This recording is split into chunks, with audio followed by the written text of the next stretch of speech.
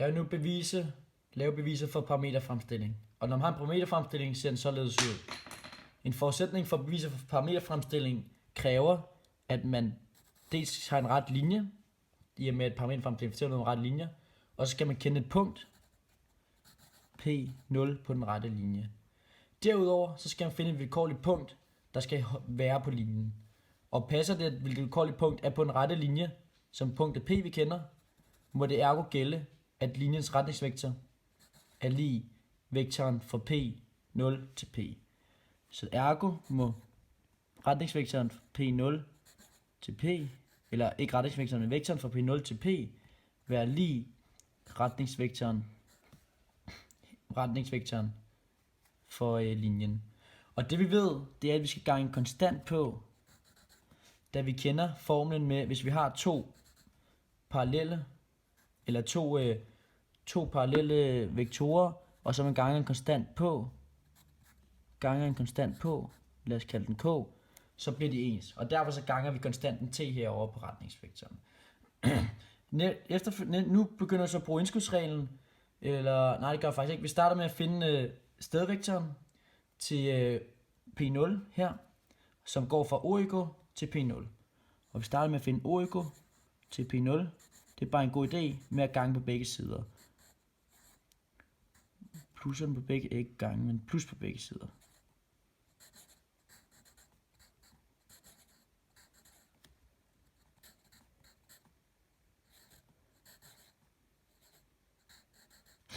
Og det vi så ved nu, det er efter indskudsreglen, at hvis vi har to vektorer, der går fra A til B til C, så kan vi bare gå den korte vej. I forudsætning af, at de vender samme vej, så kan vi gå den anden vej og sige, at det er det samme som A til C direkte. Så O til P0 plus P0 til P, det svarer til vektor O til P. Og det er så lige vektor R, retningsvektor, gange T, plus O P er 0. Og det vi så kan se nu, det er, så kan vi omskrive det, for vi ved OP, det er et stedvektor til P, og det er det man finder heroppe. Så OP kan skrives sådan her.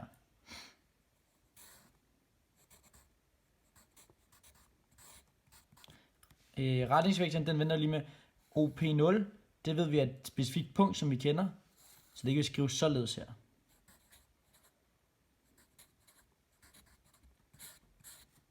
Plus t, det er en konstant, den er vil stå, gange med retningsvektoren her. Retningsvektoren der har koordinater R1, R2, henholdsvis R1, R2 og R3.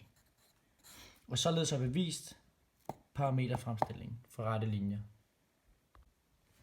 Nu vil jeg så bevise formlen for planens ligning i rummet.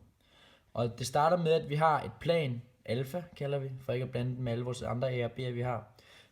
Derudover så forudsætter det, at man kender et punkt, P0, i planen, og vi kender normalvektoren til planen, altså normalvektoren til alfa. Så har vi et punkt P, som vi skal tjekke, som vi vil undersøge, om det ligger i planen. Og den måde vi gør det på, det er, at vi ved, at den her, hvis den skal ligge i planen, så skal den her vektor samt normalvektoren være vinkelrettet på hinanden. Da den her vektor burde være parallel med planen, og vi ved, at vinkelvektoren eller normalvektoren er vinkelret på planen. Det er det, jeg prøver at sige. Således så ved vi, at der gør sig gældende, at vektoren fra P0 til P prikket med normalvektoren af alfa skal være lig 0, hvis de står vinkelret på hinanden. Det kan vi omskrive. Vi ved, at koordinatsættet eller vektoren regnes ud ved at sige der, hvor vektoren bare hen, minus der, hvor vektoren starter. Så det må være x, hvis vi kalder det her punkt for alle de her punkter fra x, y og z, og P0's punkter fra x0, y0 og z0, så vil vi så regne vektoren ved hjælp af at skrive x minus x0, y minus y0 og z minus z0. Og det er så prikket med normalvektoren, som vi bare kalder a, b og c. Og det skal så være lige 0, som vi kan se heroppe. Nu kan vi så regne det ud ved, når vi prikker, så ganger vi bare de første koordinater og anden koordinater og tredje koordinaterne.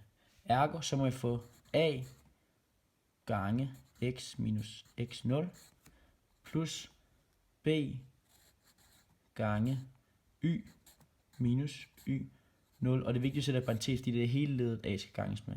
Og til sidst, så har vi c gange z minus z0 er lige med 0. Således har vi vist formlen for planers ligning i rummet.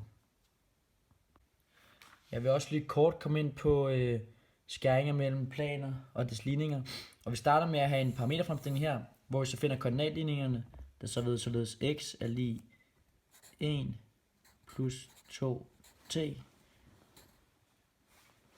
Det var et t det der. Y er lige 5 plus, eller minus må det så være, 5 minus 2t. Og til sidst er z så lige med 0 plus 1t. Det må så være lige bare t. Og det vi så gør, det er, så har vi her, kan vi se, så har vi en ligning for en ret linje. Og det vi så gør, det er, at vi sætter bare vores x, y og z ind i vores, her på x, y og z's pladser. Og således har vi så kun en ubekendt t. Så vil vi så reducere, isolere, og derved regne t. Og når vi har regnet t, vil vi sætte den ind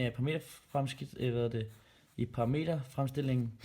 Og dermed vil vi så regne, det må så være stedvektoren til skæringspunktet. Og dermed også indirekte koordinater til skæringspunktet mellem planen og den rette linje.